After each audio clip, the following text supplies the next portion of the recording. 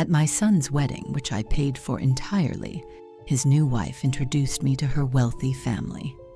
"This is the old fat pig we have to put up with," she announced, gesturing at me like I was something she'd scraped off her designer shoe. Her mother laughed. Her aunts laughed. Her cousins laughed. 300 guests heard every word. I stood there in my simple dress, holding my champagne, saying nothing. Then her father arrived late from a business meeting. He walked through the crowd, saw me, and went pale. "Wait," he stammered. Aren't you Margaret Chen, my new CEO?" The champagne glass slipped from my daughter-in-law's hand, shattered on the marble floor, and her perfect wedding day shattered right along with it. Who I am. Let me tell you something about myself. I'm Margaret Chen, 58 years old, 5'3", 170 pounds, which, yes, makes me overweight by those ridiculous BMI standards everyone obsesses over. I have gray streaks in my black hair that I've never bothered to dye. I wear glasses. I prefer comfortable shoes over heels. I shop at Target and Costco. I drive a 7-year-old Honda Accord because it still runs perfectly, and I see no reason to replace something that works. I look like exactly what Vanessa Harrington thought I was, a frumpy, middle-aged woman of no particular importance, a nobody. The kind of person you can insult at a wedding reception because who's going to care? Who's going to stop you? Here's what Vanessa didn't know. I am the founder and CEO of Global Tech Solutions. Market valuation, $2.3 billion. Annual revenue, $890 million. Employees, 4,200 across 12 countries. Fortune 500 ranking, 487, up from 612 last year. I started this company 31 years ago in my garage with $3,000 in savings and a computer science degree from a state school nobody's ever heard of. I built it while raising a son alone after my husband died. I built it through recessions, through tech bubbles, through every obstacle the business world throws at women who dare to lead. I could buy the Harrington family's entire net worth as a rounding error, could purchase their company, their homes, their cars, their country club memberships, and still have enough left over to do it again 10 times. But I don't look wealthy, don't act wealthy, don't flaunt it, advertise it, or use it as a weapon against people I consider beneath me. That's the difference between old money arrogance and actually earning every dollar yourself. When you've been poor, when you've struggled, when you've eaten ramen for months because you couldn't afford real food, you never forget. You never become the person who looks down on others for having less. The Harringtons never learned that lesson. They inherited their status, married into more of it, and spent their lives convinced that wealth made them better than everyone else. It doesn't. Money is just money. Character is everything. And on my son's wedding day, the Harrington family showed me exactly what their character was worth. My son, Derek, is my only child. He's 32 years old now, tall, handsome, brilliant in that quiet way that doesn't need to announce itself. He got his father's looks and my stubbornness, his father's kindness and my work ethic. He's the best thing I ever created, better than any company, any deal, any success. His father was James Chen. We met in college. He was studying engineering. I was studying computer science. We were both scholarship kids, both working part-time jobs to afford textbooks, both completely invisible to the wealthy students who dominated campus social life. We fell in love over late-night study sessions and cheap pizza. Got married 6 months after graduation in a courthouse ceremony because we couldn't afford a real wedding. Started our lives together in a 1-bedroom apartment with furniture from garage sales and dreams bigger than our bank account. James supported me when I wanted to start my own company. He believed in me when nobody else did. He worked double shift at his engineering firm so I could take a smaller salary those first brutal years when global tech was barely surviving. He died when Derek was 12, pancreatic cancer, 3 months from diagnosis to funeral, the fastest, cruelest thing I've ever witnessed. I almost gave up then, almost sold the company, took whatever I could get, and retreated into grief. But Derek needed me, needed stability, normalcy, a mother who kept functioning even when she wanted to collapse. So I functioned, built global tech into what it is today while raising my son, attending his baseball games, helping with homework, being present in a way that most CEOs never manage. I refused to sacrifice my child for my company. Found ways to do both, even when it meant sleeping 4 hours a night for years at a time. Derek grew up knowing we were wealthy, but not living wealthy. I made sure of that. He went to public school, had chores and a part-time job in high school, paid for his own car insurance, understood that money was a tool, not an identity. When he graduated from Stanford, yes, he got in on his own merits. I refused to donate a building. He told me he didn't want to work at Global Tech. Didn't want people assuming he'd gotten there because of mommy. Wanted to build his own career, earn his own success, be his own person. I was so proud I cried. He took a job at a tech startup in Austin, worked his way up from junior developer to project manager to VP of engineering in 7 years. Built his reputation on talent, not connections. Made friends who had no idea his mother was a billionaire, including Vanessa. Meeting Vanessa. Derek met Vanessa Harrington at a charity gala in Austin 18 months before the wedding.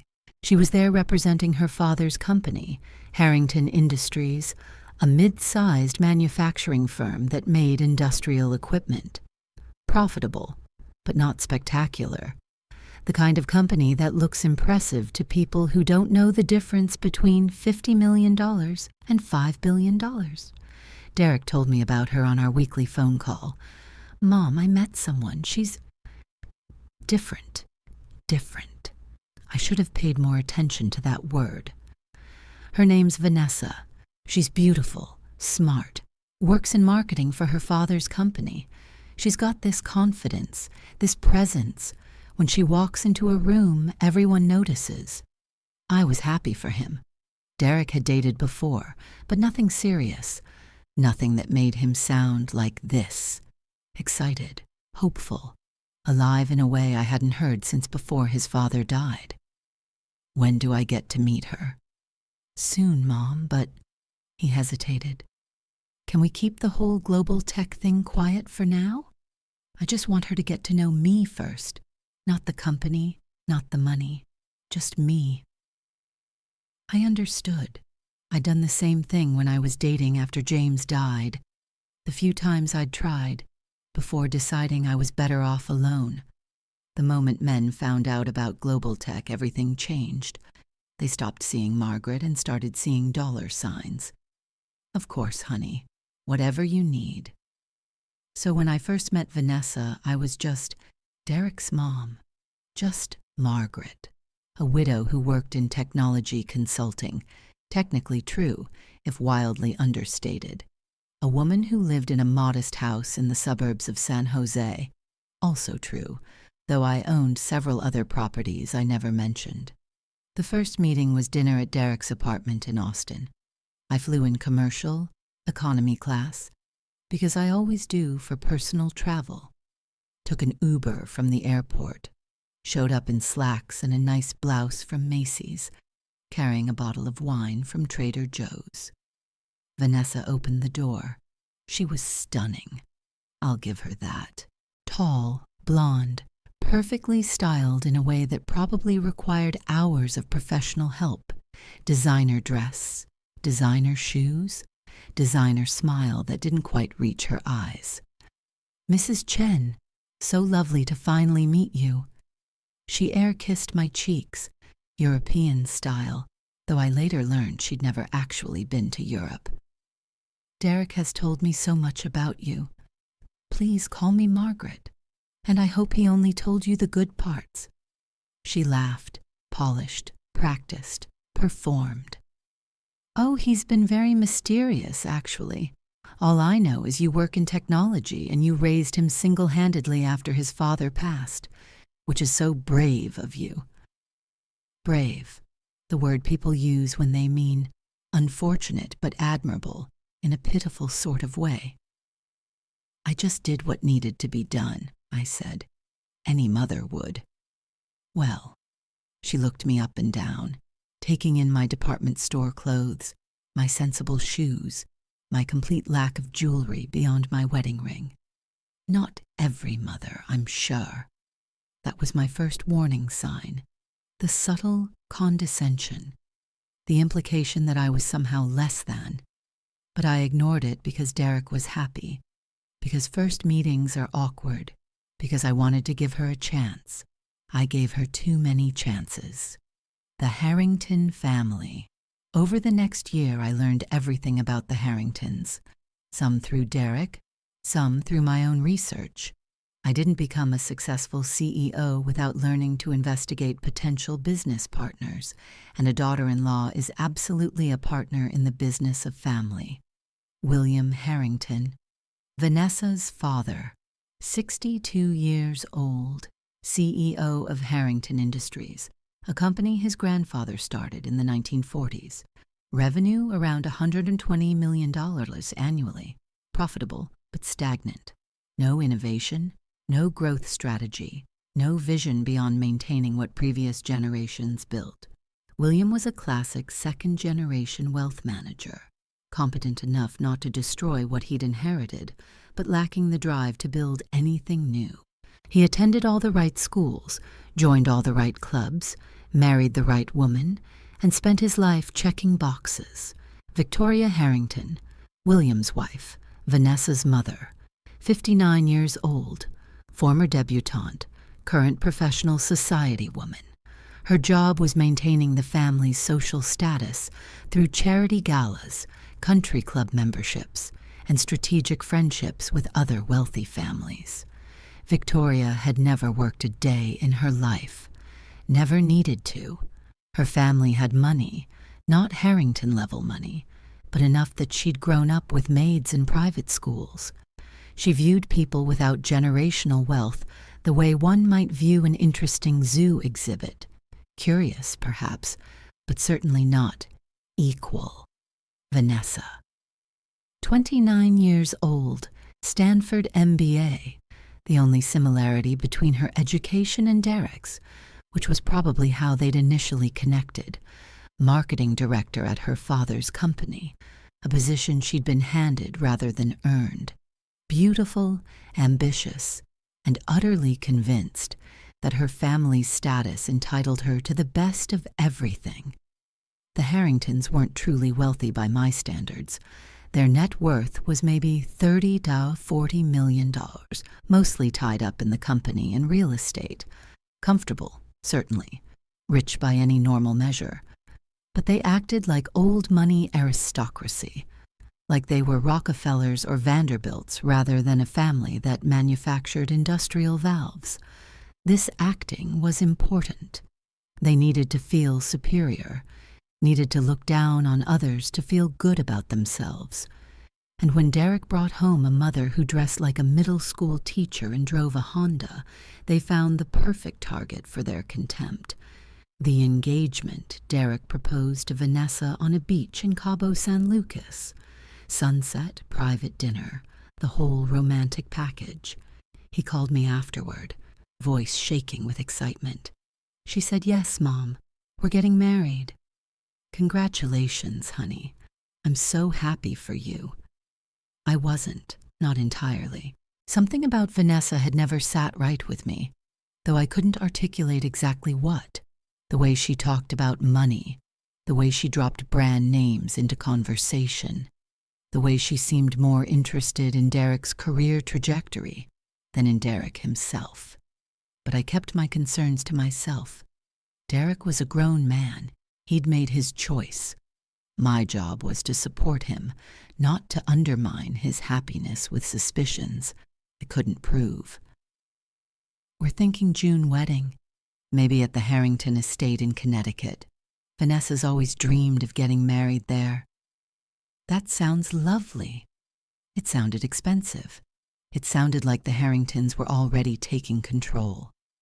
Whatever you want, Derek, I'm here to help however I can. Actually, he paused. Long pause, the kind that means something difficult is coming.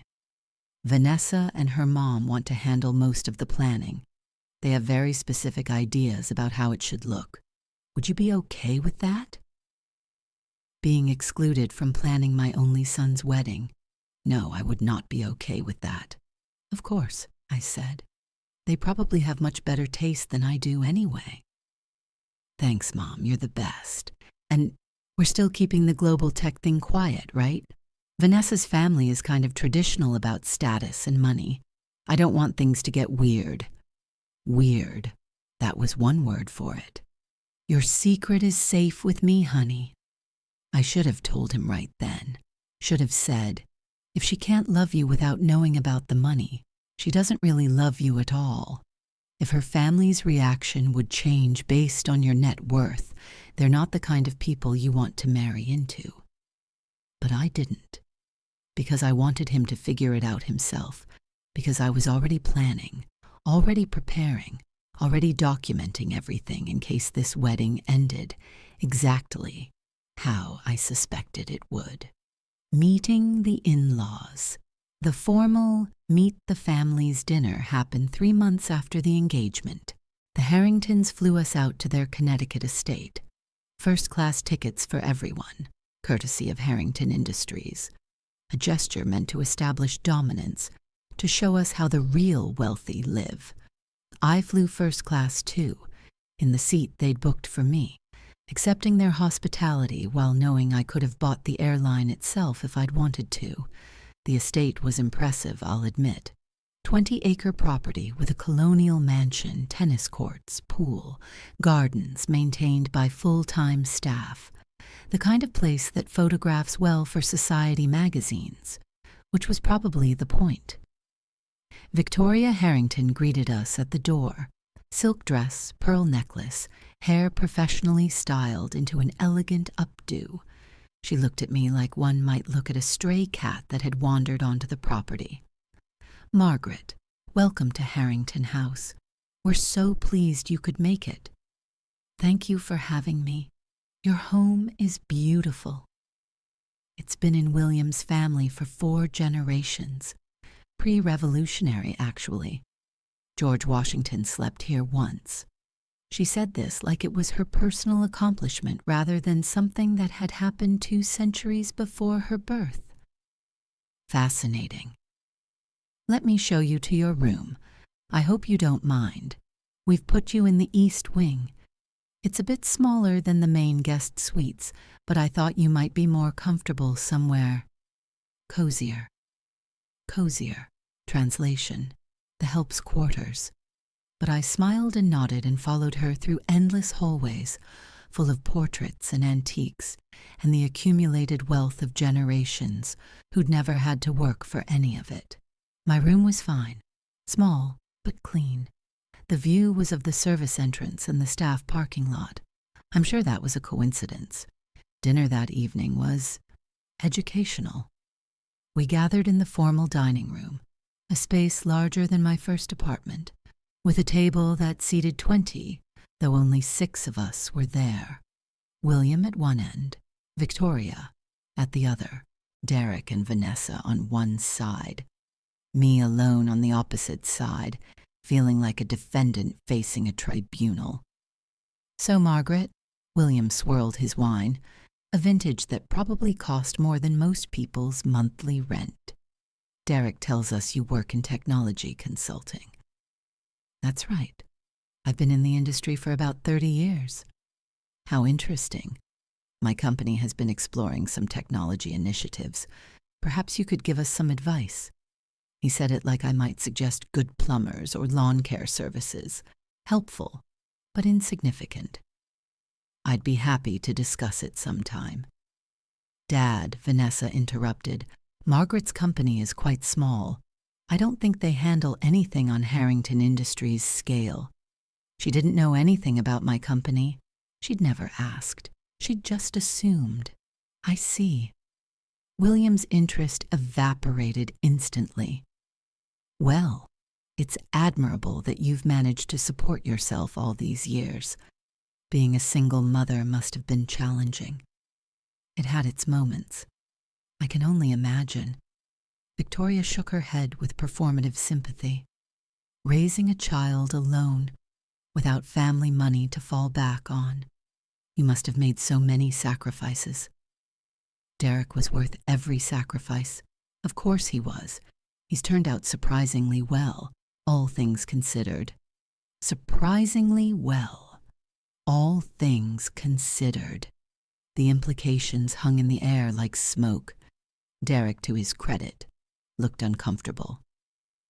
Mom's amazing, he said. She built her company from nothing. She's the hardest working person I know. How sweet, Vanessa patted his hand. Loyal to the end. That's one of the things I love about you, babe. Even when family is, she glanced at me, modest, you still defend them. I wanted to tell her exactly how modest I was, wanted to pull up my bank statements and watch her jaw drop, but I didn't, because Derek had asked me not to, because I wanted to see how far she'd go, because I was already documenting, already planning, already preparing. Family is everything, I said simply. Blood is thicker than water. Is it, though? Victoria laughed. I've always found that's something poor people say to make themselves feel better about not having anything else. Derek opened his mouth to object, but I put my hand on his arm. Maybe, I said.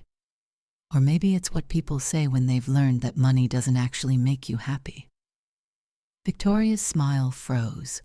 William changed the subject to golf, and I spent the rest of dinner answering condescending questions about my little business, while planning exactly how I would handle these people when the time came. Wed. Planning from hell. The next 9 months were an exercise in controlled humiliation. Victoria and Vanessa took over every aspect of wedding planning, as expected. What I hadn't expected was how thoroughly they would exclude me, while simultaneously demanding my involvement in the most degrading ways possible. Margaret, we need you at the dress fitting tomorrow. Not for input, obviously. Vanessa's already chosen everything, but we need someone to hold the trains while she walks. Margaret, the caterer needs to discuss menu options. Victoria and I are too busy, but you can sit through the presentation and take notes for us. Margaret, we're touring venues this weekend. Someone needs to stay at the house and accept the flower delivery. I'm sure you won't mind. I did every task they assigned, held the trains, took the notes, waited for the flowers. I did it all with a smile because Derek asked me to, because the Harringtons are just particular about how things are done, because it'll all be worth it when we're married and they see how great you are. He didn't see what I saw, didn't hear the comments they made when he wasn't around. Poor thing, she's trying. Victoria to her sister, when I wore a dress I thought was appropriate for a planning lunch. Can you imagine having her as your mother-in-law? Thank God Derek has enough money for us to keep her at a distance. Vanessa to her cousin, not realizing I was in the next room. She's like a little lost puppy, isn't she? Following us around, desperate for approval. Pathetic. Victoria to William, who laughed and agreed. I documented everything, every slight, every insult, every moment of cruelty they thought I couldn't hear or wouldn't remember. I had a folder on my laptop labeled Harrington Documentation. Videos, audio recordings, screenshots of text messages Vanessa had sent to friends mocking Derek's peasant mother. One-party consent state. I knew the laws. I knew what I could use if I needed to. the money. Here's the part that still makes me laugh. Bitter laugh, angry laugh, but laugh nonetheless. The Harringtons were adamant that the wedding be appropriate to their station. This meant the Waldorf Astoria Grand Ballroom, 300 guests, a dress that cost more than most cars, flowers flown in from Holland, a 12-piece orchestra, a 5-tier cake designed by some celebrity baker I'd never heard of. Total estimated cost, $400,000. William made a show of offering to split the costs with Derek's family. Traditional, he said. The bride's family pays for the wedding itself. The groom's family pays for the rehearsal dinner, honeymoon, and various incidentals. The incidentals were carefully defined to be minimal. The rehearsal dinner could be done cheaply. The honeymoon was already booked. Vanessa wanted the Maldives, and she expected it as a gift from her parents anyway. What they actually expected from me? Maybe $10,000, maybe $20,000, if I was feeling generous. Enough that I could participate without actually mattering. I offered to pay for the entire wedding. That's very kind, Margaret. Victoria's smile was the smile of a cat watching a mouse attempt to escape. But I don't think you understand what we're planning. This isn't going to be a backyard barbecue. I understand completely. I'd like to pay for everything. The venue, the catering, the flowers, all of it. Consider it my gift to Derek and Vanessa. That's very generous. William looked uncomfortable. Rich people hate being outgifted. But we couldn't possibly accept. I insist. Derek is my only child. I've been saving for this his entire life. Not technically a lie. I had been saving for his entire life. The savings just happened to compound rather significantly when you're making $50 million a year. They accepted, eventually. Couldn't really refuse without revealing their own financial concerns. Harrington Industries wasn't doing as well as they pretended, and $400,000 was a significant hit to their liquidity. I paid for everything through a family trust fund. No name attached, no way to trace it back to Global Tech, just anonymous generosity from Derek's side of the family.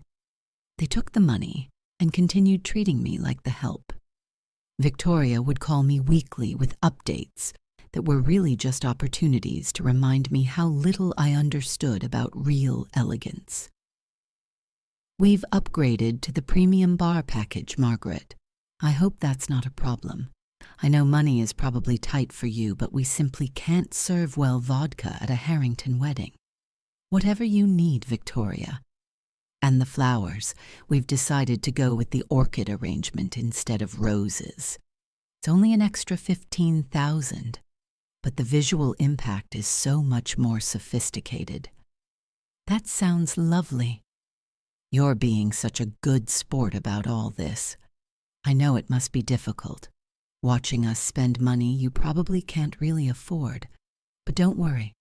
I'm sure Derek will pay you back someday. When he's more established. I smiled, nodded, made the payment, added another entry to my documentation folder. $400,000, plus tips for staff, plus emergency expenses, plus the upgrades Victoria kept adding.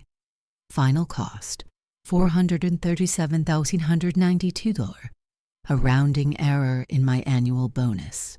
But to the Harringtons, proof that I was financially stretching myself to the breaking point. They thought they were taking advantage of a desperate woman trying to buy her way into their family's good graces. They had no idea who they were dealing with. The acquisition. 3 months before the wedding, something unexpected happened. Actually, that's not true. It wasn't unexpected at all. I'd been planning it for over a year. Harrington Industries had been struggling. Their technology was outdated. Their processes inefficient, their market share eroding to competitors who'd actually innovated in the past decade. William was a competent manager, but a terrible strategist. and the company his grandfather built was slowly dying under his leadership. They needed capital, needed modernization, needed someone to save them from themselves. I arranged for Global Tech to acquire Harrington Industries, not directly. That would have raised too many questions. I worked through a subsidiary, a holding company, layers of corporate structure designed to obscure the real owner. The offer came from Tech Forward Holdings, a name generic enough to mean nothing. William was thrilled. The acquisition would provide capital, technology partnerships, and, most importantly, would let him keep his CEO title while someone else handled the actual hard work of running a company. He signed the papers 6 weeks before his daughter's wedding, celebrated with champagne and self-congratulation about his strategic vision in finding such an ideal partner. He had no idea that Tech Forward Holdings was a wholly owned subsidiary of Global Tech Solutions. No idea that his new parent company was run by the woman he'd been mocking at dinner parties for the past year. No idea that the frumpy little consultant was now, technically, his boss's boss's boss. The final paperwork, including the public announcement, was scheduled for the week after the wedding. A deliberate choice. I wanted to see how they treated me when they still thought I was nobody. Wanted to give them every opportunity to show me who they really were. They did not disappoint. The rehearsal dinner.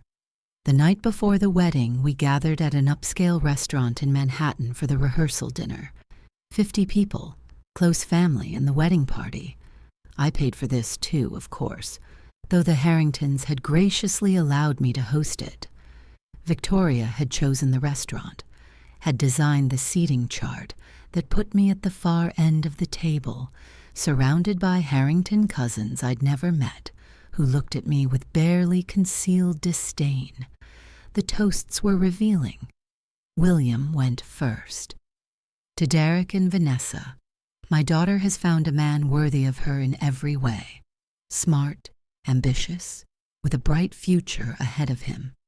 We welcome Derek into the Harrington family with open arms. No mention of me. No acknowledgement that Derek had a family of his own. Victoria's toast was worse. To the beautiful couple, Vanessa, you've always known exactly what you wanted, and I'm so proud that you've found it. Derek, you're a lucky man. I hope you spend your life making sure my daughter has everything she deserves. Everything she deserves. The implication being that Derek should be grateful for the opportunity to serve Vanessa's needs. Vanessa's maid of honor, her college roommate Brittany, gave a speech that was supposedly about the couple, but was actually a 20-minute humble brag about the Harrington family's social status. Vanessa and I used to dream about our wedding days. We knew they'd be amazing because, we're U.S., laughter from the Harrington side. And look at this, the Waldorf, A-list, everything. Derek, you really upgraded her dreams. She was just going to marry rich, but she married rich and hot. More laughter. I saw Derek wince slightly, though he tried to hide it. Finally, it was my turn. The mother of the groom's toast. I'd prepared remarks. Nice, safe, congratulatory. But standing there, looking at these people who'd spent a year treating me like garbage while spending my money, I changed my approach. I want to tell you all a story about Derek, I began. When he was 12 years old, his father died. It was the hardest thing either of us had ever faced. I thought about giving up work, giving up trying, giving up everything. The room went quiet. Death makes people uncomfortable, especially at celebrations. But Derek came to me one night, 3 weeks after the funeral. He was supposed to be asleep, but he found me crying in the kitchen at 2 a.m. You know what he said? I looked at my son, who was watching me with tears in his eyes. He said, "Mom, we're going to be okay. We have each other. That's all we need. Everything else we can figure out together." Derek was openly crying now. Vanessa looked irritated that attention was being diverted from her. Derek has that gift, the ability to see what really matters, people over things, love over status, character over appearance. I paused. I hope everyone in his new family appreciates that gift, appreciates him for who he is, not what they think he can give them. I raised my glass. To Derek and Vanessa, may you build a marriage based on honesty, respect, and unconditional love. May you treat each other and each other's families with the kindness you'd want for yourselves. It was pointed. Everyone heard the subtext. Victoria's smile was frozen. Vanessa looked like she'd swallowed something sour. Derek came to hug me afterward. Thank you, Mom. That was beautiful. I meant every word, honey. I did. I just meant it as warning as much as blessing. Wedding morning. The day of the wedding, I woke up at 5 a.m., couldn't sleep. Too much anticipation, too many emotions, too much knowledge of what was coming. I'd received confirmation the night before. William Harrington's official orientation with his new parent company was scheduled for Monday morning. He'd be meeting the global tech executive team, including, surprise, the CEO herself. But that was Monday. Today was Saturday. Today was the wedding. Today, I was still just Margaret Chen, struggling consultant, frumpy widow, embarrassing mother-in-law. I'd chosen my dress carefully, nice but not expensive looking, appropriate mother-of-the-groom attire, nothing that would upstage the bride, nothing that would give Victoria ammunition to criticize, nothing that would hint at the truth. The ceremony was scheduled for 4 p.m. at a historic church in Manhattan, followed by a reception at the Waldorf. Between now and then, hours of photographs, preparations, controlled chaos. I wasn't invited to the bridal suite. Vanessa had made that clear. It's just going to be my girls and my mom, Margaret. I'm sure you understand. Too many people makes things stressful. I understood perfectly. I spent the morning in my hotel room, reviewing documents, answering work emails, preparing for Monday's revelation in a way the Harringtons couldn't imagine. At noon, Derek called. Mom, can you come to my room? I need to talk to you. He sounded nervous, anxious. I went immediately. Derek was in his tuxedo, looking handsome and terrified. He was pacing by the window, running his hands through his hair in that way he'd done since childhood, when something was wrong. Honey, what is it? I'm having second thoughts. I sat down slowly. About the wedding? About everything. He turned to face me. I've been hearing things. Things Vanessa says when she doesn't think I'm listening. Things her family says about you, about me, about what they think they're getting out of this marriage. What kind of things? She called you a charity case yesterday. Said she couldn't wait until we were married, and she could finally put your mother in her place. Her mother agreed. They were laughing about how they'd make sure you weren't invited to holidays because you'd lower the tone. My heart broke for him. Not for me. I'd known exactly who these people were for months. But for Derek, who'd wanted so badly to believe in love, who'd tried so hard to see the best in his fiancée. I'm sorry, honey. Why didn't you tell me? You must have known, must have seen how they treated you. I wanted you to figure it out yourself. I didn't want to be the mother who ruins her son's relationship because she doesn't approve. You should have said something. Would you have believed me before you heard it yourself? He was quiet for a long moment. Maybe not. Probably not. I wanted so badly for it to work. I know. What do I do, Mom? The wedding is in 4 hours. 300 people are coming. We've spent... He didn't know. Still didn't know that I'd paid for everything. Still didn't know about the acquisition, about global tech, about any of it. How much do you love her? I asked. Not how much you want to love her, not how much you love the idea of her, but her, the real Vanessa, the one who laughs at your mother and talks about putting me in my place. He sat down heavily. I don't know anymore. I thought I knew her, thought she was strong and confident and sure of herself, but now I'm wondering if that confidence was just cruelty dressed up in designer clothes. Then you have a choice to make. Walk out there and marry someone who might make you miserable, or walk away and face the consequences. The embarrassment, the money wasted, the Harringtons' reaction. Yes, all of that. What would you do? I took his hands. Derek, I would rather have you single and happy than married and miserable. I would rather face any embarrassment, any consequence, any Harrington tantrum, than watch you bind yourself to someone who doesn't truly love you. But the money, don't worry about the money. That's my problem, not yours. He looked at me with something like hope. You really mean that? I really mean that. Whatever you decide, I support you. If you want to walk out there and marry her, I'll smile and throw rice and pretend everything is fine. If you want to leave, I'll take you to the airport myself and we'll be in California before anyone figures out what happened. He thought for a long moment. Then, I think I need to see this through. I need to know. I need to give her one more chance to show me who she really is. Then that's what we'll do.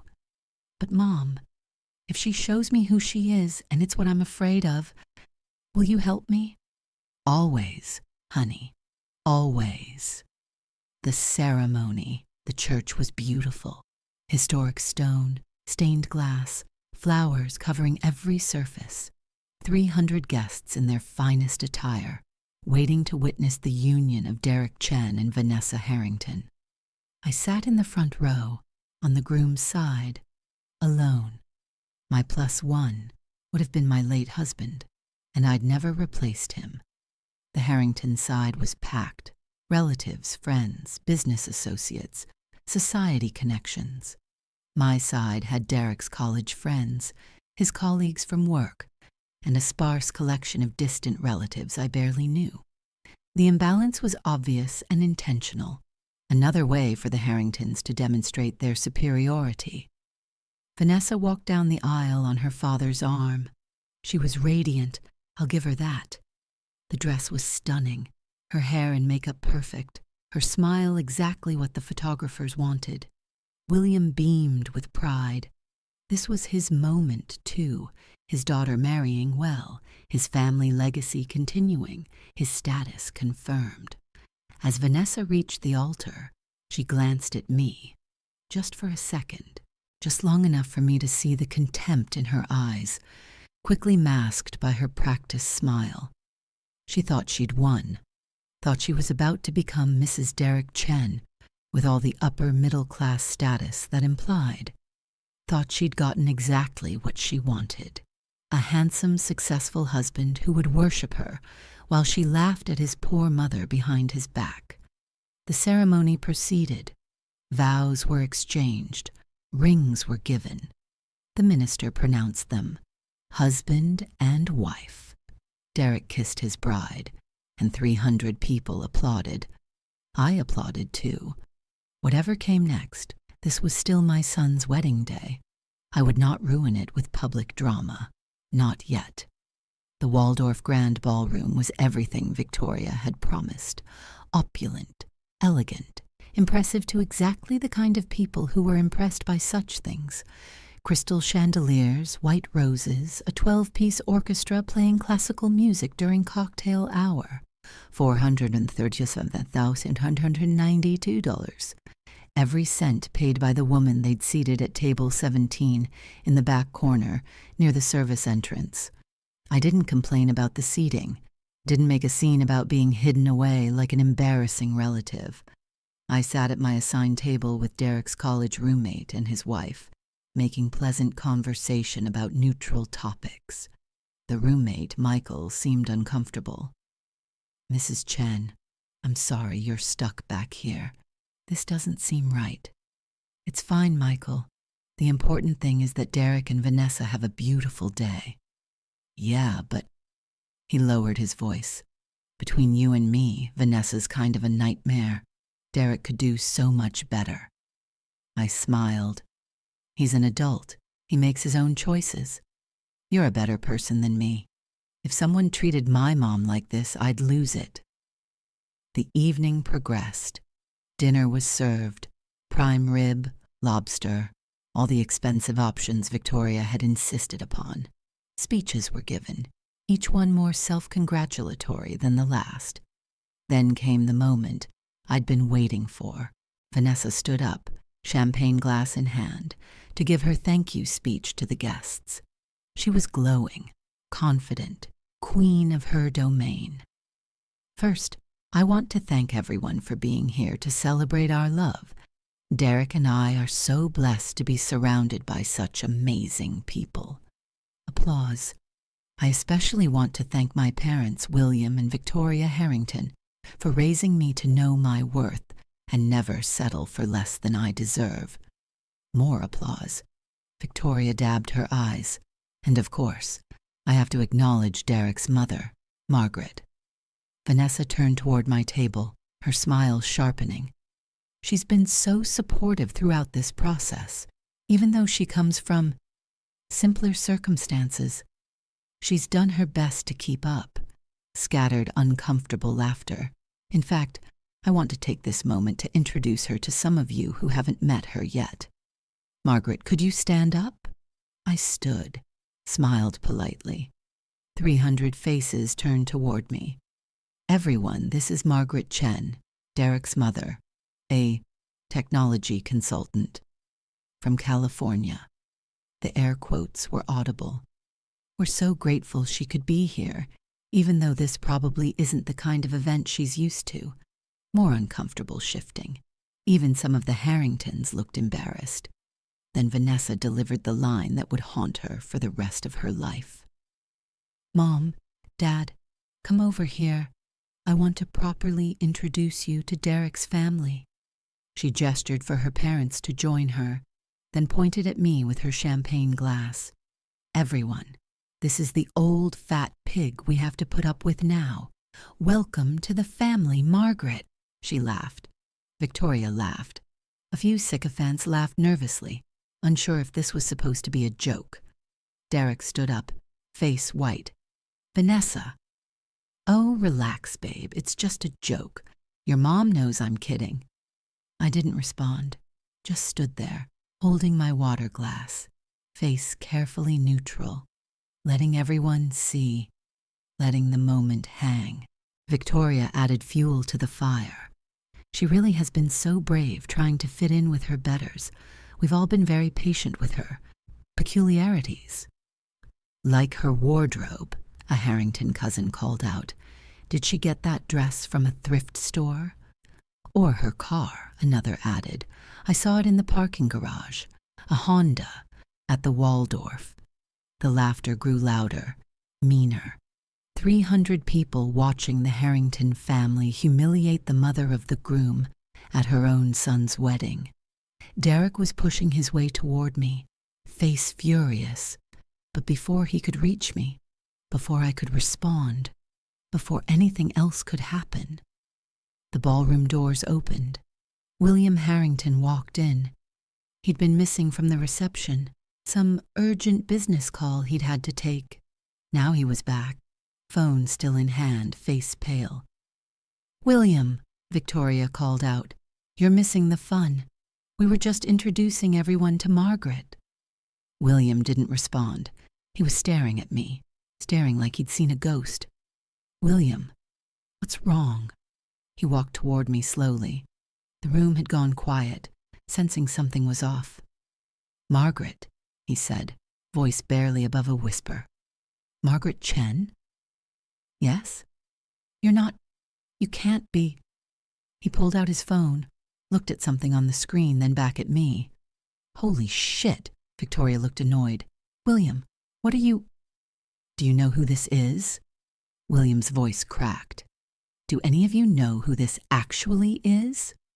Vanessa rolled her eyes. Derek's mother, the consultant. We just went over this. She's not a consultant. William was almost hyperventilating.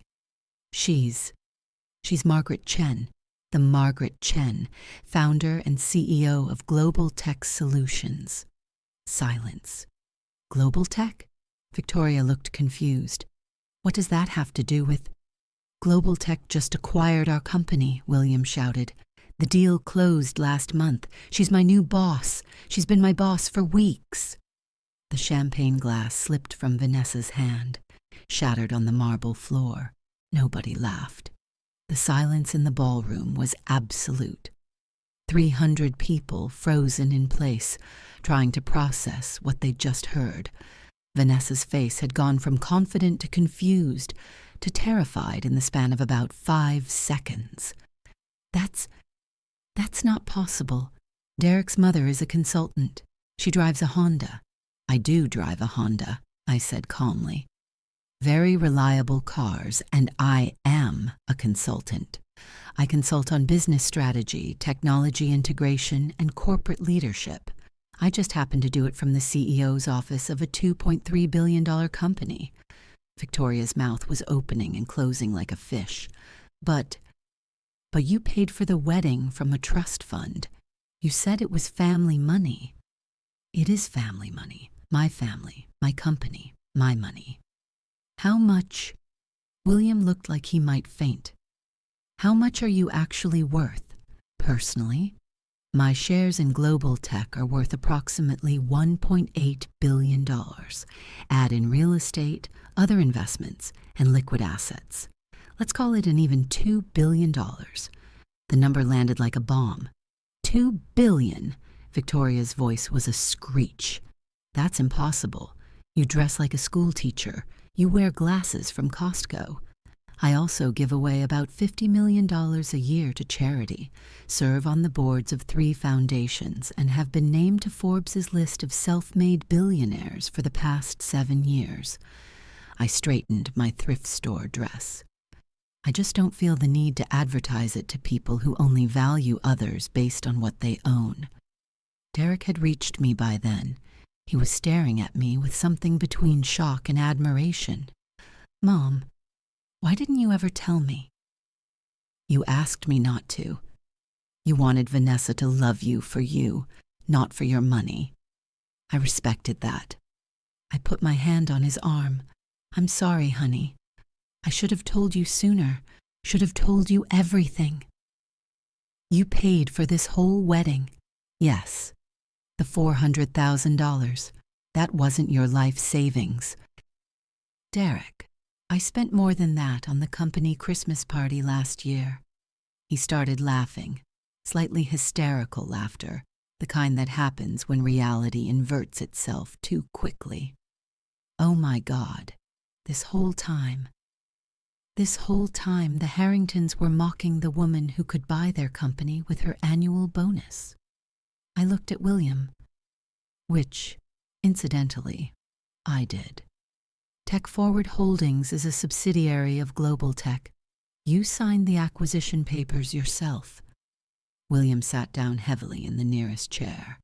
His face had gone from pale to gray. You bought us. Vanessa's voice was shaking. You bought my father's company? I didn't buy it because of you. I bought it because it was a good strategic acquisition. Your company's manufacturing expertise complements our technology division. The fact that it came with a bonus front row seat to your family's character was just serendipity. Victoria stepped forward, her face contorting through several emotions before settling on desperate charm. Margaret, dear, you have to understand. We didn't know. We never would have treated you like this if we'd known who you really were. I know. That's exactly the problem. What? You're not apologizing for being cruel. You're apologizing for being cruel to someone who turned out to be rich. If I were a struggling consultant, if I were exactly what you thought I was, everything you did would have been perfectly fine in your eyes. Victoria opened her mouth to argue, found nothing to say, and closed it again. The measure of a person's character isn't how they treat people above them on the social ladder. It's how they treat people below them. People who can't fight back. People who can't hurt them. I looked around the room. 300 guests, many of them Harrington friends and associates, were staring at me with varying expressions of shock, embarrassment, and, in some cases, satisfaction. Not everyone liked the Harringtons, apparently. You called me a pig, fat, old, pathetic. You laughed at my clothes, my car, my simple circumstances. You seated me by the kitchen. You excluded me from every aspect of my own son's wedding. You took $437,192 of my money and mocked me for not being able to afford real elegance. I picked up my water glass and took a sip, perfectly calm. And the worst part? You did it all in front of my son. You humiliated me while Derek watched, thinking he couldn't defend me because you were his new family. Derek's face crumbled. Mom, I'm so sorry. I should have. You tried, honey. Several times. They just didn't care. Vanessa was crying now, perfect mascara running down perfect cheeks. Derek, I didn't mean it. I was just joking. I didn't know. That's exactly what my mother just said. Derek's voice was ice. You didn't know she was rich, so you thought it was fine to treat her like garbage. What does that say about you, Vanessa? What does that say about our marriage? We can work through this. I can change. I was just nervous because of the wedding. You called my mother a pig at our wedding, in front of everyone we know. I was joking. Were you joking when you told your mom you'd put her in her place after we were married? Were you joking when you said you couldn't wait to exclude her from holidays? Vanessa's tears stopped abruptly. You heard that? I heard everything. All those conversations you thought were private, I heard them. And I was an idiot for thinking you might be different when we were alone than when you were performing for your family. He pulled the wedding ring off his finger. Derek, no. This marriage is over. We'll figure out the annulment paperwork tomorrow. You can't do this. We just got married. Derek. But Derek wasn't listening anymore. He'd taken my arm and was walking me toward the door. Mom, let's get out of here. I let him lead me away. Behind us, I could hear Vanessa's sobs turning to screams, Victoria's voice rising in panic, the excited murmur of 300 guests witnessing the social collapse of the year. At the door, I paused, turned back. William. He looked up, face gray, eyes hollow. I'll see you Monday morning. We have a lot to discuss about Harrington Industries' new direction. Then Derek and I walked out of the Waldorf, leaving the wreckage of his wedding behind us. We took a car to my hotel, not the room Victoria had assigned me, but a suite I'd booked separately under my company's account, large enough to pace, private enough to process. Derek sat on the couch, still in his tuxedo, staring at nothing. I'm sorry, Mom. You have nothing to apologize for. I brought those people into your life. I made you hide who you were. I let them treat you like... You trusted someone who didn't deserve it. That's not a crime. That's just love. I should have seen it earlier. Should have listened when you tried to warn me. I never warned you. I probably should have, but I didn't. Why? You knew what they were. You must have known from the beginning. I sat down across from him because I wanted you to see it yourself, and because I wanted to see how bad it would get. I wanted to document everything. I wanted to be prepared. Prepared for what? For exactly what happened tonight. For the moment when they revealed themselves completely, with no possibility of pretending it was a misunderstanding. Derek stared at me. You planned this? I planned for every possibility. I hoped they'd be better than they were. I hoped Vanessa would reveal some hidden depth of character that would make me wrong about her, but I prepared for the alternative. The acquisition. You bought their company on purpose. I bought their company because it was a good deal. The timing was strategic. Jesus, Mom, he laughed weakly. You really are a CEO, aren't you? I'm a mother who protects her child. The CEO's skills are just how I do it. We sat in silence for a while. Then Derek asked the question I'd been waiting for. Why didn't you ever tell me? About global tech, about the money, about any of it? I chose my words carefully. When you were growing up, I didn't want wealth to define you. I wanted you to earn things, appreciate things, understand that money is a tool and not an identity. When you went to Stanford, when you started your career, I didn't want anyone assuming you were there because of me. But once I was established, once you were established, you met Vanessa. You asked me to keep the secret. And by then, I sighed. By then I was curious. I wanted to see what she was really like, what her family was really like. When people think you're nobody, they show you who they truly are. And they showed you. They showed me everything. Derek took off his tuxedo jacket, threw it over a chair. What happens now? With her family's company? That depends on William. He can stay on as CEO of the Harrington division. The acquisition papers guarantee him that role for 3 years. Or he can leave with a severance package and let me install new leadership. Do you think he'll stay? Would you? After tonight? Derek shook his head. I can't believe I almost married into that family. I can't believe I was so blind. Love makes us blind. Wanting love makes us blind. There's no shame in hoping for the best in people. But you didn't hope, you prepared. I've been in business for 30 years, Derek. I've seen what people do when they think they have power over you. The Harringtons aren't special. They're just rich enough to think they're better than everyone else and stupid enough to show it. My phone buzzed, then buzzed again and again. Dozens of notifications flooding in. Looks like word is getting out. Derek checked his own phone. Holy shit, it's everywhere. Someone recorded Vanessa's speech and the confrontation. I looked at the video playing on his screen. There I was, standing calmly while Vanessa called me a pig. There was William recognizing me. There was the whole beautiful disaster, captured in high definition for the internet's entertainment. This is going to be a PR nightmare, Derek said. For them, maybe. For me, it's a story of resilience. Humble billionaire endures abuse from entitled family, maintains dignity throughout. I couldn't have written better press myself. Did you plan the video? No.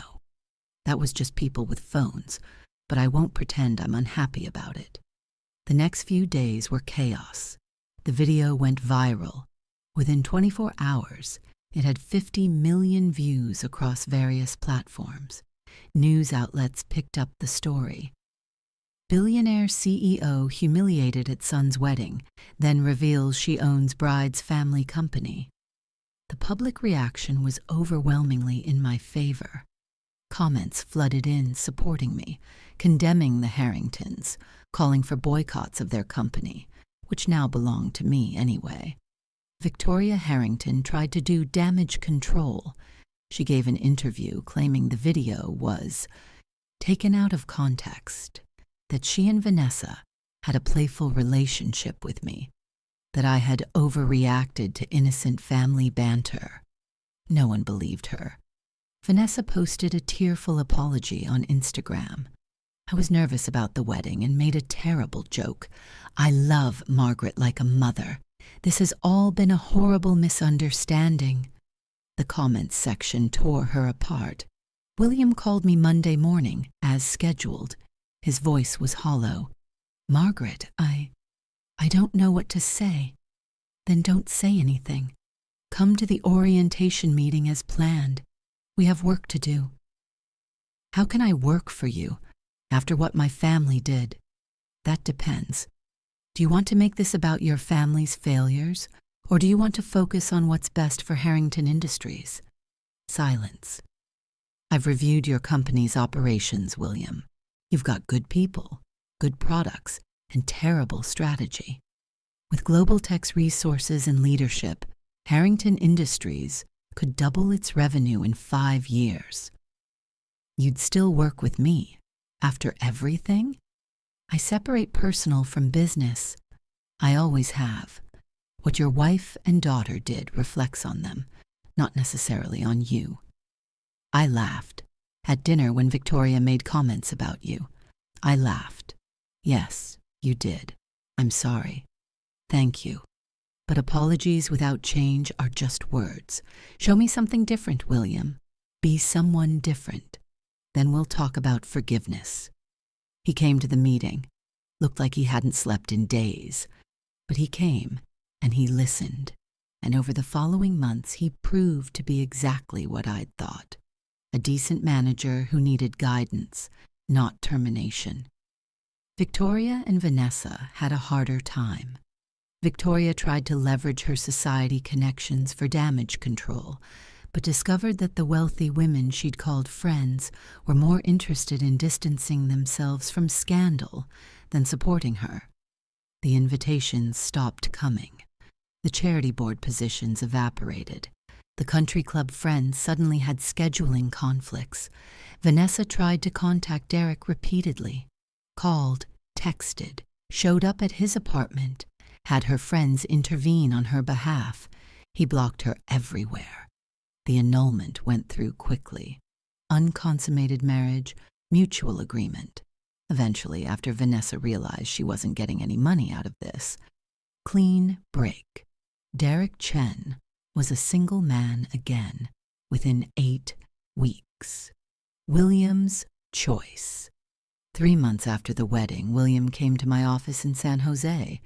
He'd been commuting from Connecticut, overseeing Harrington Industries' integration into Global Tech's manufacturing division. He looked tired, but he also looked lighter, somehow, like he'd set down a burden he didn't know he was carrying. Margaret, thank you for seeing me. Of course. What can I do for you? He sat down across from my desk. I want to talk about my future and my family's future. I'm listening. Victoria and I are divorcing. I hadn't expected that. I'm sorry to hear that. Are you? Divorce is always painful. Whatever else I think of Victoria, I know ending a marriage isn't easy. William nodded slowly. 33 years. We met in college, got married young, never questioned it. I thought we were happy, or at least, I thought we were supposed to be happy, which I confused with actually being happy. What changed?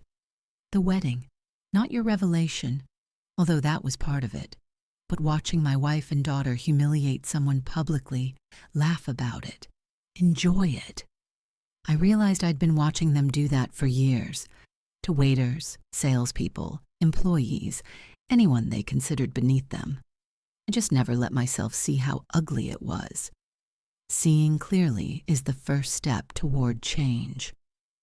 I've been in therapy, 3 months, trying to understand how I became someone who laughed at another person's pain to fit in with my own family. And what have you figured out? That I was a coward, that I prioritized comfort over conscience, that I let my wife and daughter become cruel because stopping them would have meant conflict, and I hate conflict. Those are important realizations. I've also realized something about business. He leaned forward. Harrington Industries has been stagnant for 20 years, not because of the economy or the market or competition, because of me. Because I was afraid to take risks, afraid to innovate, afraid to do anything that might rock the boat. Go on. You're different. You built Global Tech from nothing, took risks that would have terrified me, made decisions that changed entire industries. I used to think that was recklessness.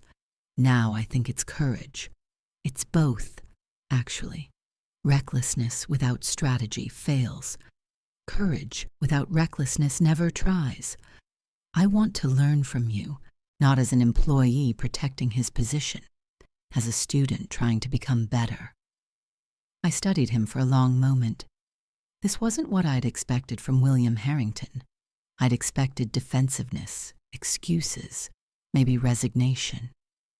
You understand that working closely with me means accepting feedback you won't like, changing habits you're comfortable with, being challenged in ways your family position never required. I understand. And you understand that your wife and daughter's actions have permanently affected how I see your family. That's not fair to you. You're not responsible for their choices. But it's the truth. I understand that too. Then let's try something. 6 months. I'll mentor you directly. If you show real growth, real change, we'll discuss a larger role in Global Tech's leadership. If not, you'll keep your current position with no hard feelings. William actually teared up. Thank you, Margaret. I won't let you down. Don't thank me yet. I'm a tough teacher. Vanessa's fall. While William was rebuilding, Vanessa was falling apart. I didn't seek this information out. I didn't need to. Word travels in business circles, and Vanessa's downward spiral was the kind of story people loved to share. First, she lost her job. Not because of me. I'd specifically instructed our HR department to treat her fairly. But fairly meant performance reviews, accountability, showing up on time. Concepts Vanessa had never had to worry about when her father ran the company. She lasted 2 months before being terminated for cause. Missed deadlines, poor quality work, conflicts with colleagues. She'd never actually been good at her job. She'd just been protected. Then she lost her apartment. She'd been living in a luxury condo that Derek, I discovered after the fact, had been helping pay for. Without his support, and without her salary, she couldn't make rent. She moved back in with her mother, into the Connecticut estate that had seemed so impressive when I first visited. Now it felt like a prison. 2 bitter women trapped together by circumstance. Victoria's divorce settlement was smaller than expected. William, with good legal counsel and documentation of Victoria's spending habits, had managed to negotiate terms that left her comfortable, but not wealthy. The estate was sold. The country club membership lapsed. The lifestyle Victoria had built her identity around crumbled. I heard about all of this secondhand. Didn't seek it out, didn't celebrate it, didn't intervene in either direction. These were consequences, not revenge. Natural results of choices made over years and decades. 6 months after the wedding, Vanessa sent me a letter. Not email, an actual handwritten letter on expensive stationery that looked like it had come from better days. Dear Mrs. Chen, I know you probably won't read this. I know I don't deserve your attention after what I did, but I need to try. I've had a lot of time to think about that night, about what I said, about who I was, and I'm ashamed, truly, deeply ashamed. I was taught that wealth meant worth, that being rich made you better than people who weren't. My whole life, I was praised for things I didn't earn and protected from consequences I deserved. I thought that was normal.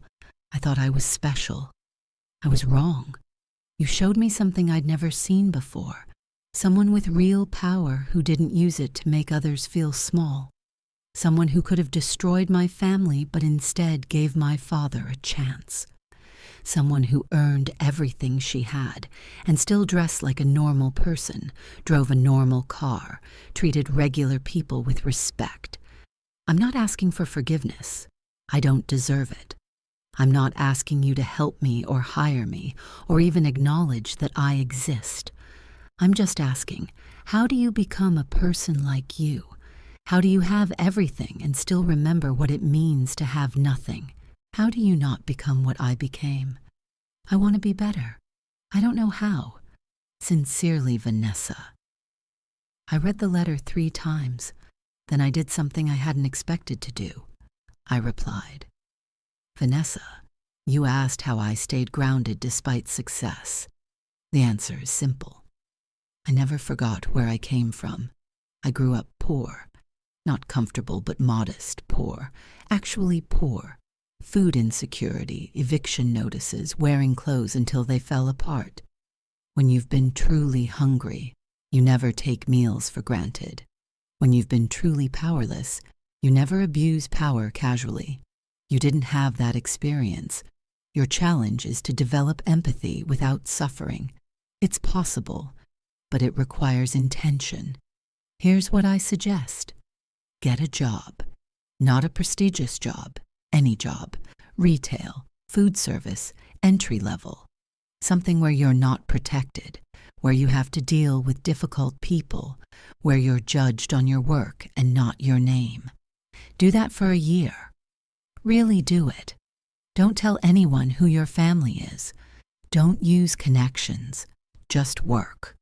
If you survive that year, if you come out the other side with respect for people who do those jobs forever, then you'll have the foundation you need to build something different. I don't forgive you. Not yet. But I don't wish you harm either. You have the opportunity to become someone better than you were raised to be. Most people never get that opportunity. Don't waste it. Margaret Chen.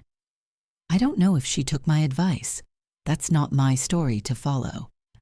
Derek's recovery. My son spent 6 months in a fog. Not depressed exactly. He kept working, kept functioning, kept doing all the things a person is supposed to do. But he was quieter than before, more cautious. The openness that had made him trust Vanessa was replaced by something harder. I worried about him, called more often, visited more often, tried to be present without smothering. One night, about 8 months after the wedding, he called me at 2 a.m. Mom, are you awake? Oh, I am now. What's wrong?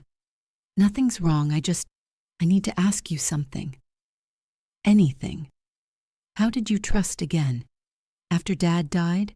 After losing the person you loved most, how did you ever let yourself be vulnerable again? I thought about the question carefully. I didn't, for a long time. I dated a few times, years after your father died, but I never let anyone really close. My heart belonged to him, and then it belonged to you and the company. There wasn't room for anyone else. Do you regret that? Sometimes. Lonely nights, mostly. But I had a full life. Had you. Had work that mattered. Had friends and family and purpose. Romantic love isn't the only love that counts. I don't want to be alone forever. You won't be. You're young. You're smart. You're kind. Someone will see that. Someone who doesn't care about my company or my money or any of it. How will I know? How will I trust myself to know?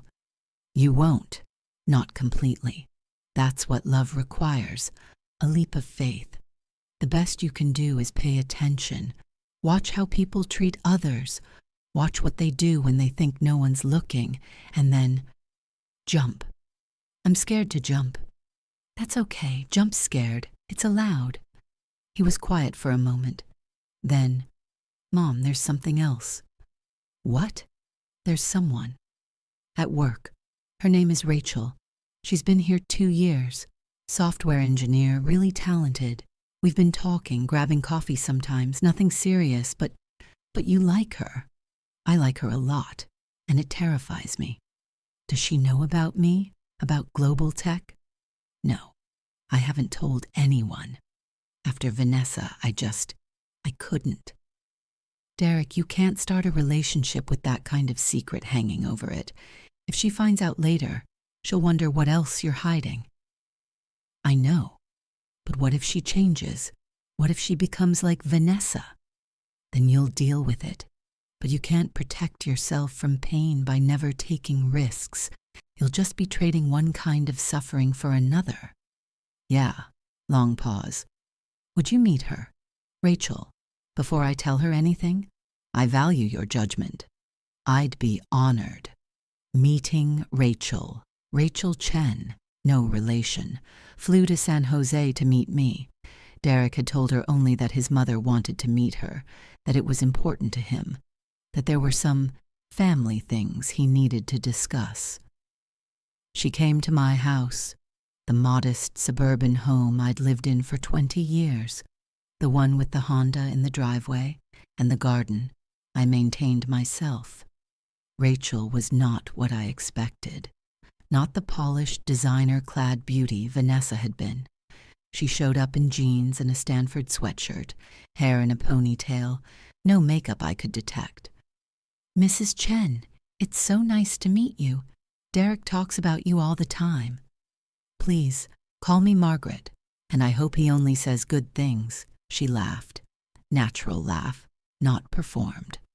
Mostly, how you're his hero, how you raised him alone, built a business from nothing, never stopped fighting. He's generous with praise. He's truthful. I've seen how hard it is to be a single parent and work full-time. My mom did it. It's not something you just survive. It's something you have to actively choose every single day. I invited her in. We sat in my modest living room, drank tea from mismatched mugs, talked about her background. First-generation Chinese-American, parents who ran a restaurant in Sacramento. Her education, Stanford engineering, full scholarship. Her career goals, technical leadership, maybe her own startup someday. She asked me about Derek, about what he was like as a child, about what I hoped for his future. I want him to be happy, I said. Genuinely happy, not impressed with himself happy or successful on paper happy. Deep down, in his heart, at peace with who he is. That's all? That's everything. She nodded slowly. My parents say the same thing. They worked 80 hours a week so I could go to good schools, and all they want is for me to find someone who makes me smile. Have you found that? Rachel blushed. I think I might have. Derek he's different from anyone I've dated before. He's kind without being weak. He's ambitious without being ruthless. He's smart, but he never makes me feel stupid. And you really like him for him, not for what he can provide or where he can take you. I don't even know what he could provide. I know he has a good job, but we don't talk about money. I know he grew up in California, but I don't know anything about his family's finances. For all I know, he has massive student debt, and this house is mortgaged to the ceiling. She gestured around my modest living room. Would it matter if he did have massive debt? Not to me. I've got my own student loans. We'd figure it out together. I decided I liked her, really liked her. Not because she said the right things. Anyone can do that. But because she seemed to mean them. There was no performance, no calculation, no awareness that she was being evaluated. Rachel, there's something you need to know about Derek's family situation. Okay. I took a breath. I'm not just a small business owner. I'm Margaret Chen, CEO of Global Tech Solutions. The company is worth over $2 billion. Derek is my only heir. Rachel's face went through several expressions. Confusion, disbelief, suspicion, and finally, unexpectedly, concern. Are you joking? I'm not. Global Tech, like Global Tech, Global Tech? The technology company that's been in the news? That's the one. Derek is a billionaire's son and he works as a software engineer. He wanted to build his own career. Didn't want people treating him differently because of me. Rachel sat back. Well, that explains a few things. Like what? Like why he never wanted to talk about his family. Like why he got weird when I mentioned I'd seen something about global tech in the news. Like why he seemed almost embarrassed when I asked if his mom had built a successful consulting practice. He was protecting himself and testing you, I suppose, though he would never admit that. Testing me? Derek's last relationship ended badly, very badly. His ex-fiancée only cared about status and money. When she found out the truth about our family's wealth, she didn't handle it well. I gave her an abbreviated version of the wedding story. Her eyes got wider with each detail. She called you what? At the wedding? Old fat pig, to 300 guests. Oh my God, Rachel looked horrified. And Derek still married her? The marriage lasted about 4 hours before he asked for an annulment. Good for him, she shook her head. No wonder he's been so careful. No wonder he didn't tell me. He must be terrified I'll turn out like her. Will you? What? No, I mean, I'm not saying this because you're rich. I'm saying it because I'm not a terrible person. But money doesn't change who you are. It just makes you more of what you already were. That's very wise. My grandmother used to say that. She also said, rich people's problems are still problems, they just have better shoes. I never totally understood that one. I laughed, actually laughed, for what felt like the first time in months. I like you, Rachel. I like you too. You're nothing like what I expected. What did you expect? I don't know. Someone more imposing? You're Derek's mom. You make tea in a regular kitchen. You have a Honda in the driveway. You're normal. I try to be. The money can make you crazy if you let it. It can make you think you're better than everyone else, that your opinion matters more, that you deserve special treatment. I've seen it destroy people. Like Derek's ex. Like a lot of people. Rachel was quiet for a moment. So what happens now? Am I supposed to prove something? Pass some test? No tests. I just wanted to meet you, to see who my son was considering trusting with his heart. And your verdict? I think Derek is lucky to have found you, and I think you should know that his family wealth doesn't change who he is. He's still the man you've been getting to know. The money is circumstance, not character. I know that, Rachel smiled. I fell for him before I knew any of this. Finding out he's secretly rich doesn't change what I feel. It just means I have to update some assumptions. What kind of assumptions? Like, I assumed we'd split the check on our first date because that's what normal people do. Now I realize he was probably being considerate of my finances, not his. It's actually kind of sweet. He gets that from his father. Tell me about him. Derek's father. He never talks about it. So I told her about James, about our love story, about building a life together and losing him too soon. Rachel listened without interrupting, tears streaming down her face by the end. I'm so sorry, Mrs. Chen. I mean, Margaret. I can't imagine. It was a long time ago. The pain fades. The love doesn't. Derek should hear this. He should hear how you talk about his father. Maybe you can help him ask. He's been so closed off since the wedding, so afraid of being hurt again. I'll try. Rachel wiped her eyes. I'll try to be patient, to be steady, to show him that not everyone leaves and not everyone changes. That's all any of us can do. 1 year later, on the anniversary of the disastrous wedding, I found myself in a very different place. Not physically. I was still in San Jose, still running global tech, still driving my Honda and shopping at Costco. But emotionally, spiritually, everything had shifted.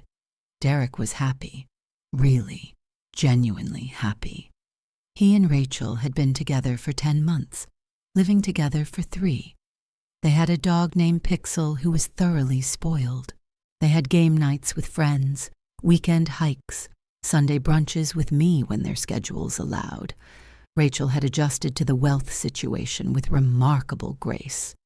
She still worked her software engineering job, still paid her share of expenses from her own salary, still refused to let Derek buy her expensive things just because he could. I didn't fall in love with a billionaire, she'd told me once. I fell in love with Derek. The money is his thing, not mine. William Harrington had transformed, not completely. Years of habits don't disappear overnight, but meaningfully. He'd completed my mentorship program, impressed me with his willingness to learn, and earned a promotion to lead Global Tech's entire manufacturing division. More importantly, he'd become a decent human being. He volunteered at a local food bank on weekends. He mentored young professionals from disadvantaged backgrounds. He called his ex-wife on her birthday and wished her well without bitterness. "You gave me something I didn't know I needed," he told me at his promotion celebration. "Permission to be someone other than who my family expected." Victoria and Vanessa had faded from my awareness. I heard occasional updates through William. Victoria was living in a small apartment in Connecticut, maintaining what social connections she could. Vanessa had taken my advice about working retail, lasted 4 months, and was now in community college studying to be a paralegal. Progress, maybe, or just different circumstances. I no longer cared enough to monitor.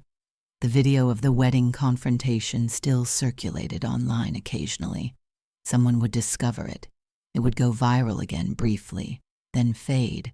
Each time it resurfaced, I got interview requests, book deal offers, speaking engagement invitations. I declined them all. "The story isn't about revenge," I told my PR team when they pushed me to capitalize on the attention. "It's about dignity, and dignity doesn't do podcast tours." The proposal. Derek called me on a Tuesday evening, voice shaking like it had been the day before his first wedding. "Mom, I need to tell you something." "What is it, honey?" "I'm going to propose to Rachel this weekend. I have a ring and a plan, and I'm going to ask her to marry me." My heart swelled. "Oh, Derek, that's wonderful." "I'm terrified, Mom. Last time I proposed to someone, it ended with my mother being called a pig in front of 300 people. Rachel isn't Vanessa. I know. But what if I'm wrong again? What if I'm not seeing something? What if—" "Derek, take a breath." He did. I could hear him calming himself on the other end of the line. "Now tell me, does Rachel make you happy?" "Yes, more than I've ever been." "Does she treat other people, not just you, but waiters and clerks and strangers, with respect?" "Always. She's the kindest person I know." "Does she care about your money?" "She's annoyed by it, actually. She keeps trying to pay for things with her own credit card and getting frustrated when I won't let her." "And when you imagine your future, is she in it?" "Every version, Mom. Every future I want has Rachel in it." "Then you have your answer. Stop being terrified and go get your happy ending." "Will you come? When I do it, I want you there. I want you to see. I wouldn't miss it." The proposal happened at sunset on a beach in Santa Cruz, the same beach where I'd taken Derek as a child, where James and I had spent our honeymoon, where 4 generations of happiness had been built on sand and salt air. Derek had arranged everything beautifully. A private section of beach, a violinist playing softly, a blanket with champagne and strawberries. Rachel had no idea. She thought they were having a picnic. I watched from a distance, far enough to give them privacy, close enough to see their faces. Derek went down on one knee. Rachel's hands flew to her mouth. I couldn't hear the words, but I didn't need to. She said yes. Obviously, she said yes. They embraced, laughed, cried, and finally noticed me standing there with my phone camera running. "Mom, you knew?" "I knew," I admitted, joining them, "and I wanted to be here to see my son finally get the happy ending he deserves." Rachel hugged me, her face wet with tears. Thank you. Thank you for raising him. Thank you for being you. Thank you for loving him, really loving him. That's all I ever wanted. A different kind of wedding. The second wedding was nothing like the first. Instead of the Waldorf Grand Ballroom, they chose a botanical garden in Oakland. Instead of 300 strategic social connections, they invited 50 people who actually mattered. Real friends, real family, real relationships. Rachel's parents came from Sacramento, still somewhat shell-shocked by the wealth disparity, but handling it with grace. Her father pulled me aside at the rehearsal dinner. "Mrs. Chen, Margaret, I have to tell you something." Of course. When Rachel told us about Derek's family money, I was worried, not because of the money itself, but because, well, rich people can be. He struggled for words. I know what they can be. Trust me, I've seen it. But you're not like that. You're normal. You sat in my restaurant last month and ate my wife's cooking and washed dishes afterward. You didn't act like you were doing us a favor by being there. I wasn't doing you a favor. You raised an extraordinary daughter who makes my son happy. I should be thanking you. He teared up. Thank you for saying that. Thank you for sharing her with us. The wedding itself was perfect, not because of expensive flowers or celebrity bakers, because of the love in the room. Every person there genuinely wanted to be there. Every smile was real. Every tear was earned. Derek looked at Rachel the way James used to look at me, like she was the most important thing in the universe, like nothing else mattered as long as they were together. When the officiant asked if anyone objected, I found myself holding my breath, waiting for some disaster, some intrusion, some repetition of the humiliation from a year before. Nothing happened. The ceremony continued. Vows were exchanged. Rings were given. The officiant pronounced them husband and wife. Derek kissed his bride, and 50 people applauded with genuine joy. No one called anyone a pig. No one revealed secret corporate connections. No one's life fell apart. Just love. Simple, honest, real love. At the reception, Derek pulled me aside. "Mom, thank you." For what? For everything. For raising me right. For being honest when I needed it and supportive when I didn't.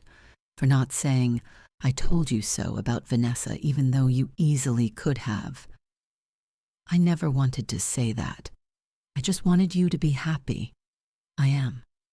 Mom, I really am. I know, honey. I can see it. Do you think Dad would approve of Rachel? Your father would have loved her. He always said he wanted you to find someone who challenged you, someone who made you better, someone who saw you clearly and loved what she saw. Rachel does all of that. Then yes, he would have approved. Derek hugged me. Not a brief social hug, a real embrace, the kind he'd given me after James's funeral, the kind that said everything words couldn't. I love you, Mom. I love you too, honey. Now go dance with your wife. I think about that first wedding sometimes, about Vanessa's sneer and Victoria's cruelty, and the moment when William recognized me and everything changed. I think about what I could have done differently.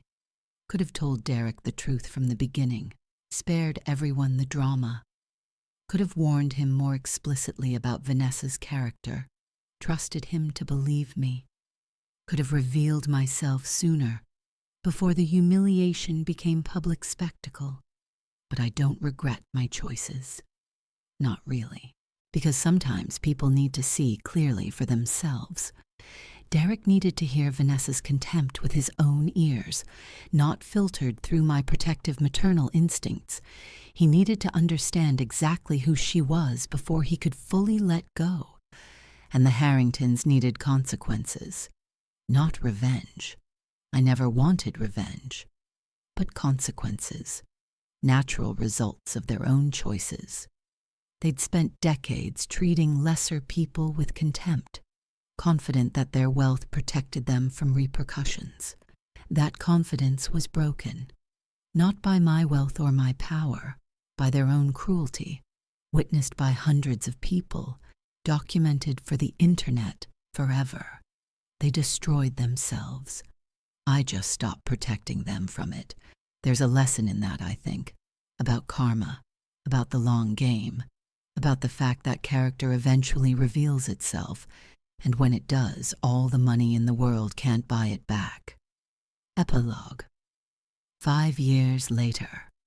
I'm 63 now, semi-retired from global tech, though I still serve on the board and advise on strategy when they ask. The company is worth $4 billion, led by a CEO I trained and trust completely. Derek and Rachel have twin girls, Eleanor and James, one named for my mother, one for Derek's father.